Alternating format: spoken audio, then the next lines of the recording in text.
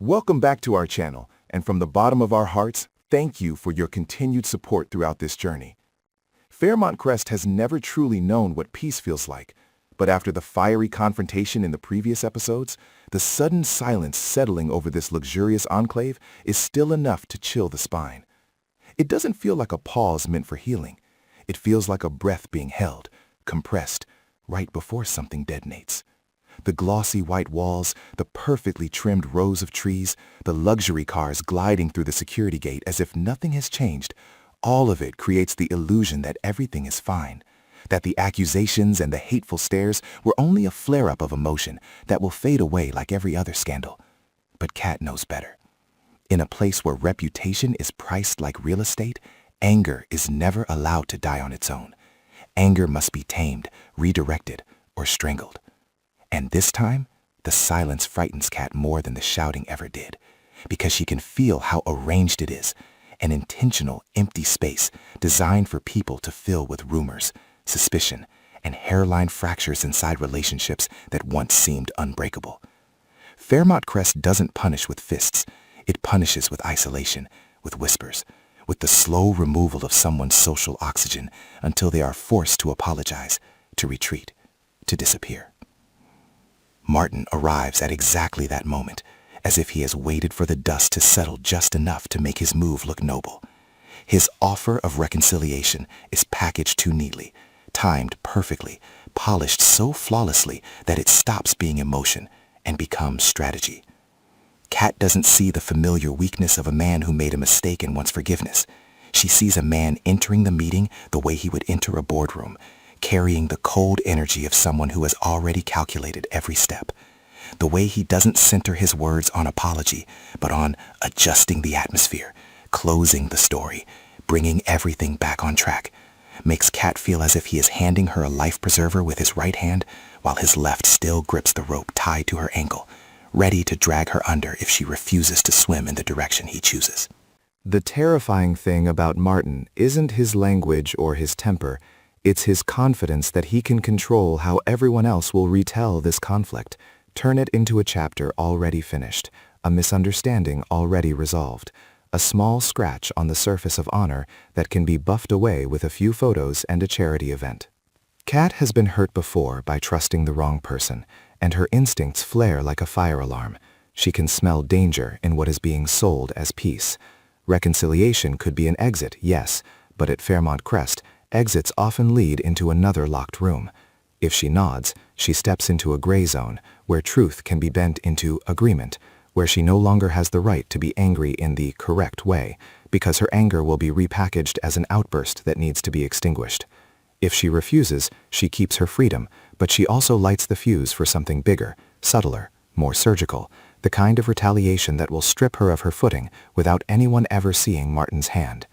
What makes Kat feel like she can't breathe is the sense that every choice has a price, and that price won't be paid in tears alone, but in her future, her network, her credibility inside a community where trust is the highest form of power.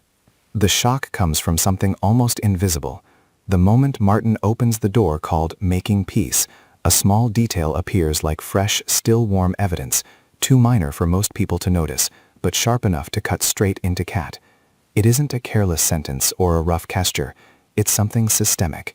Inside the stack of papers Martin brings, there is one page clipped with a specific kind of fastener, the kind Kat has only ever used in one private folder of her own, the one she keeps locked away because it contains notes, appointments, and fragments connected to questions she hasn't yet dared to say out loud. Not everyone at Fairmont Crest would recognize a paperclip, but Kat would. She remembers her habits. She remembers the tiny scratch on the metal. She remembers bending it slightly once, impatient and rushed. That clip should not be here. It should not be in Martin's hands, and it certainly should not be sitting inside a reconciliation offer prepared with such care. It is the coldest kind of signal. Martin hasn't just come to end the war. He has touched something that belongs to Kat, gotten closer than she believed possible, and worse, he wants control over the version of truth she has been holding inside her own mind. In that instant, Kat's anger ignites, but not loudly. It burns like fire under ice, hot, sharp, and trapped in her chest, because she understands that one wrong reaction gives Martin exactly what he wants. She has watched too many people at Fairmont Crest get killed with reasons that sound perfectly reasonable. They were too stressed, too unstable, too emotional, too unreliable, too disruptive, too unfit for committees and projects and the rooms where real power is quietly distributed. Kat hates that she has to calculate while she's in pain, that she has to censor herself even while being violated. But she hates even more the thought that if she lets rage steer her, she may walk herself into the very trap Martin has set. Martin seems to have predicted that too. He doesn't demand an answer right away. He doesn't use blunt pressure. Instead, he releases hints of consequences by naming the things that frighten people most in Fairmont Crest: internal networks, sponsorship ties, the community's next event, committee seats that can vanish overnight. It is a coded message that Kat can choose the gentle door or the painful door, but either way Martin holds the key. Kat sees the danger in how he doesn't need to threaten her clearly. He only has to mention the right event, the right moment a rumor can be activated, the right person who might turn their back, and anxiety spreads through the bloodstream like poison. If Kat refuses, where will the retaliation she senses come from? Will Martin strike directly, or simply trigger a machine that's already built? An anonymous post in a residence group, a chopped-up piece of security footage, a photo of Kat caught in a shadowy hallway at the exact angle that makes her look like she's trading secrets with someone. In Fairmont Crest, evidence doesn't have to be real. It only has to be ambiguous enough to spark conversation. And once conversation begins, truth gets blurred by the crowd's emotion, by their need to choose a guilty party so the community can feel safe again. Kat knows this because she has seen women turned into unstable liars simply for naming what no one wants to hear, and men drowned simply for standing on the wrong side of a fight they assumed was private. But if Kat accepts, what will the price of that peace be written in? A verbal promise? A quiet pact? A psychological trap designed to make her feel indebted and slowly self-censor? Fairmont Crest has locks that don't require signatures.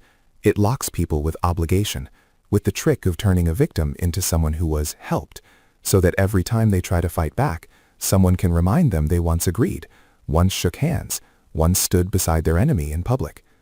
Kat knows Martin is aiming for that. He doesn't need her silence immediately. He only needs her to step onto a stage, any stage, appear at a ceremony, stand next to him long enough for cameras to capture the story of calm.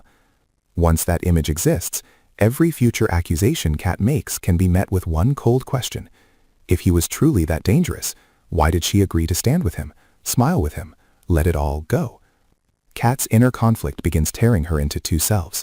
One wants to rip the paperclip from the folder and throw it in Martin's face, expose him on the spot, prove he crossed a boundary, prove this reconciliation is only the velvet cover of an intrusion. The other self reminds her that an outburst is a gift to a man waiting for her to collapse. Kat hates her own control in this moment because it forces her to endure longer. She feels furious not only because Martin is manipulating her, but because he is forcing her to play the reasonable woman just to survive. She hates that she can't simply speak truth without being punished for it.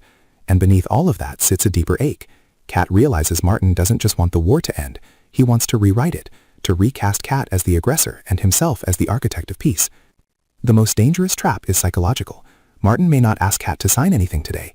He may suggest a private meeting with a counselor, a moderated sit-down with a community mediator, an invitation to an event designed to rebuild. Each step will look harmless, but each one is another string tied around Kat's wrist. Then one day she will look down and realize she has been bound by the very choices she once called wise. What terrifies her is the possibility that Martin has prepared for both outcomes. If she refuses, he triggers destruction.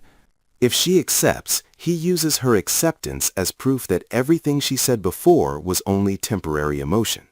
Is Kat being shoved into a corner with two fake doors, destroyed for resisting, or quietly shackled for agreeing? Yet Kat is not someone who accepts being forced against the wall. Inside her fury, she begins to observe like a wounded predator. She watches the way Martin controls the rhythm of the meeting, the way he produces an atmosphere of maturity and calm, the way he hides a blade beneath velvet etiquette. And then a thought flashes like lightning through the storm. If Martin is desperate to control the story, he must be afraid of something inside Kat's version of the truth. People only silence mouths when something needs to stay buried. People only push reconciliation when they fear a prolonged war will expose what lies underneath. So what is Martin hiding? Why now? Why is Kat's paperclip in his folder? Did he break into her file, or did someone else steal it and hand it to him? And if someone else did, who was it? A Crest security employee? A a board member, or someone who pretends to be neutral while quietly trading secrets like merchandise. Kat begins to imagine a third path, pretending to accept reconciliation just long enough to flip the board, drag Martin into the very trap he built to silence her. The idea is both seductive and terrifying because it gives her a sense of control, but it also demands that she perform, step deeper into the gray zone, endure standing near the man she wants to avoid. It asks her to become a chess piece for a while so she can wait for the counterstrike. Kat hates acting because her past has already made her pay for roles she never wanted. But if she refuses to enter the gray, she may be crushed by the machine Martin has constructed. So is that third path real, or is it only another trap, more refined, where Kat convinces herself she is steering while she is actually slipping deeper into the monster's mouth? The more Kat thinks, the more she understands that betrayal at Fairmont Crest never arrives as a straight stab. It arrives as an invitation, as concern, as opportunity. It arrives by making people believe they still have choices, even when those choices have already been distorted. Martin may be playing peacemaker, but who truly benefits from bending the story into a deal? Martin, or a larger force hiding behind him? At Fairmont Crest, there are names that don't need to appear to control everything. There are people who only have to signal and the entire community pivots. Kat wonders whether Martin is really the architect or only the executor. If he's only executing, then who is the real hand? Does that unseen power want Kat silent because she is approaching a bigger secret? Do they want her as an example so others learn obedience? Or do they want her pulled into an agreement so they can later use her as a hostage, as decoration for false unity? As anger swells, Kat remembers the small details in the days before the explosive argument. Someone's eyes flicking away at a party, a phone call abruptly cut off when she entered the room, a moment when her folder felt disturbed even though she was certain she had locked it. Alone, those details were only unease. Strung together now, they resemble a red thread leading into a web, and the paperclip in Martin's possession becomes the first physical proof that gives her instincts weight. It is like an accidental fingerprint left at a crime scene. It makes Kat want to lunge and makes her want to retreat because it tells her this war has outgrown personal drama. It isn't only between her and Martin anymore. It is about control, about which story is allowed to exist inside Fairmont Crest. The community's silence suddenly makes sense. People aren't quiet because they don't know. They are quiet because they are watching to see who wins. Fairmont Crest loves stability, but stability here doesn't mean justice. It means power remains undisturbed. If Kat makes noise, she will be labeled the disruptor. If she accepts peace, she will be absorbed by that stability and disappear as a threat. Kat feels like she's standing inside a room of mirrors, each reflection a version of hers twisted into whatever the audience wants to see. Her hands go cold, and in that cold, she realizes the hardest decision isn't whether to nod or shake her head at Martin's offer. It's deciding what kind of person she becomes after this. Someone who survives by staying quiet, someone who is destroyed for refusing silence, or someone who chooses to perform and wait, willing to get their hands dirty in order to bring down the one writing the rules. But to strike back, Kat needs proof. And where is the real proof? Who is holding it? Is that person loyal to Kat, or simply waiting to sell it to the highest bidder in Fairmont Crest? If her file has been breached, then someone has access to places that were supposed to be safe. Maybe the security system has been manipulated. Maybe a spare key has changed hands. Maybe someone inside Kat's own circle opened the door for Martin. The thought makes Kat shiver, because nothing hurts more than having to suspect the people she once trusted. But Fairmont Crest doesn't allow innocence. If Kat wants to keep her network, she has to accept that behind a friendly smile, there may be someone earning points with Martin by feeding him information about her. And that is where the larger conflict begins to take shape. If Martin wants to control the narrative, he won't target only Kat. He will target the lines of support that make her strong. A close friend might suddenly be offered an irresistible career opportunity and quietly pressured to keep distance to avoid. An ally might be dragged into a separate scandal, forced to focus on self-preservation. A document might go missing at the worst moment, leaving Kat unable to prove what she knows. And if Martin has already reached into her file, he may have planted mines in places she hasn't even considered yet. A private rumor, an old photo, a small mistake from the past, amplified into a fatal flaw. Enough to make people question her credibility. Enough to ensure that anything she says later is dismissed as personal revenge rather than truth. Kat stands at a crossroads that feels like ice, but it is also a dangerous opportunity. She can pretend to accept reconciliation in order to watch, to identify the mechanism Martin is building. She can wear calm like armor, hide the fire consuming her from the inside, convert rage into focus instead of explosion. But that choice means living under prolonged tension, carrying the feeling that every smile she forces is a betrayal of herself. Can she endure that? Or will she break before she finds the evidence she needs? And if she breaks, Martin wins without ever swinging. He only has to wait. Inside Kat's mind, questions keep rising like reopened wounds. How did that clip get here? Did Martin truly enter the place where she kept her file? Or did someone bring it to him? If someone brought it, was it for money? For fear? Or because they believe standing with Martin means standing with stability? Is Martin reconciling to protect himself? Or to protect someone larger than him? Was that tiny detail an accident? Or was it a deliberate warning that he has already touched her life and can touch deeper if he chooses? And why the urgency? What is coming in Fairmont Crest that he can't allow this war to continue? A community event? A decision? A file? An investigation drawing near? Or a new player rising, ready to use Kat and Martin's conflict as leverage for their own agenda? Fairmont Crest chooses sides the way it follows wind. When the wind shifts, voices shift with it. Kat realizes that if she wants to survive, she can't rely on the simple comfort of right and wrong. She has to rely on truth that can be proven. And in a place where truth is hidden beneath the glossy lacquer of power, finding proof is like digging for a key beneath marble. Yet it is precisely her anger that refuses surrender. It makes her want to lift every stone, stare into every pair of eyes, force Fairmont Crest to hear what it keeps trying to swallow. That anger is dangerous, because it can make her reckless. But if she can control it, it becomes something Martin hasn't fully anticipated. A Kat who no longer believes in peace handed down by an enemy. A Kat willing to enter the gray zone, to drag the puppet master into the light. So the hardest choice may not be whether Kat accepts or rejects the offer in the moment. It may be what she does afterward, quietly, privately, in the dark, when no one is watching. Will she choose short-term safety or a long war? Will she keep her hands clean or accept getting stained in order to save herself? Who will she trust when trust is the very thing that once made her bleed? And the question that leaves viewers breathless still hangs in the air like a blade. Does Kat truly have a third path?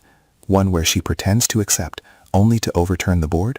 Or is every road she takes already drawn on a map Martin and the shadow behind him prepared long before she ever realized she was being led? If Kat decides to expose what Martin is hiding, where is the real evidence? Who is holding it? And will that person give it to her out of loyalty, or because they too are desperate enough to sell it to the highest price just to survive inside Fairmont Crest?